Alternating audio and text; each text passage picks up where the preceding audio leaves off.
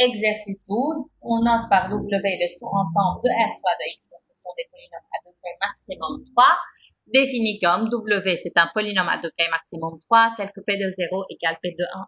Il faut montrer que W est un sous-espace vectoriel et puis trouver une base. Donc c'est pour cela on va essayer d'écrire W sous forme de vecteur de quelque chose.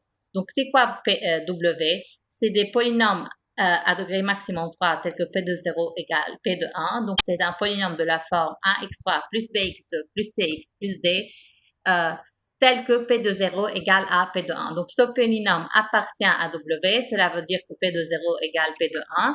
Que vaut P de 0? Donc, c'est 0 plus 0 plus 0 plus d. Que vaut P de 1? C'est a plus b plus c plus d.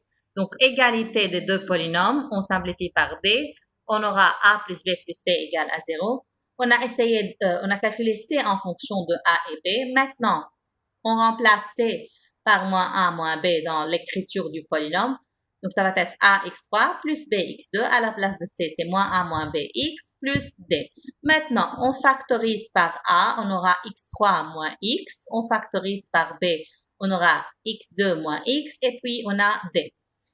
Donc, attention, les A, B, D, ce sont les scalaires. Donc, ce qui reste, c'est le polynôme P1 qui est x3 moins x, le polynôme P2 qui est x2 moins x, et ça, c'est le polynôme 1.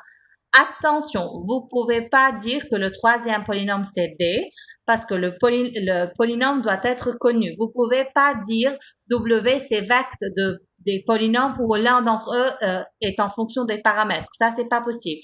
Il faut que ça soit connu. Donc, c'est pour cela c'est D fois 1. D, ça varie. À chaque fois qu'on change D, le polynôme P change. C'est pour cela, on ne veut pas dire que P3 c'est D. Le P3 doit être connu. Donc, le P3 c'est 1. Ainsi, W, c'est la combinaison linéaire des vecteurs P1, P2, P3. D'où W, c'est vecteur de P1, P2, P3 il est un sous-espace vectoriel. Maintenant, si on veut montrer que ces trois polynômes forment une base de W, ce sont les trois polynômes qu'on a déjà montrés. Donc, ces trois polynômes sont génératrices de W. Est-ce qu'ils sont libres? On calcule leur rang. Donc, le rang de 1, x2 moins x, x3 moins x. On a décidé de les écrire en colonne, mais vous pouvez les écrire en ligne, comme vous voulez. Le premier, donc, ça, c'est la constante, c'est 1. Coefficient de x, c'est 0. Coefficient de x2, c'est 0. Coefficient de x3, c'est 0. Pourquoi on a écrit jusqu'à x3? Parce qu'on est dans R3 de x. Maintenant, x2 moins x, coefficient, la constante, elle est nulle.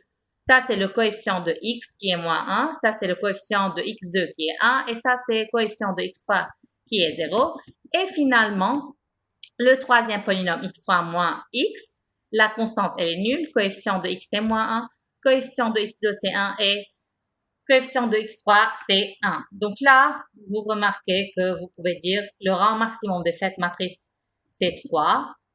Et on a 1, 2, 3 pivots. Donc, le rang, il est 3.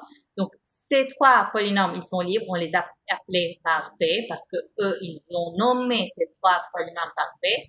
Donc, B, c'est libre et génératrice. Donc, c'est une base. Donc, pourquoi elle est génératrice? Parce que W, c'est engendré par ces trois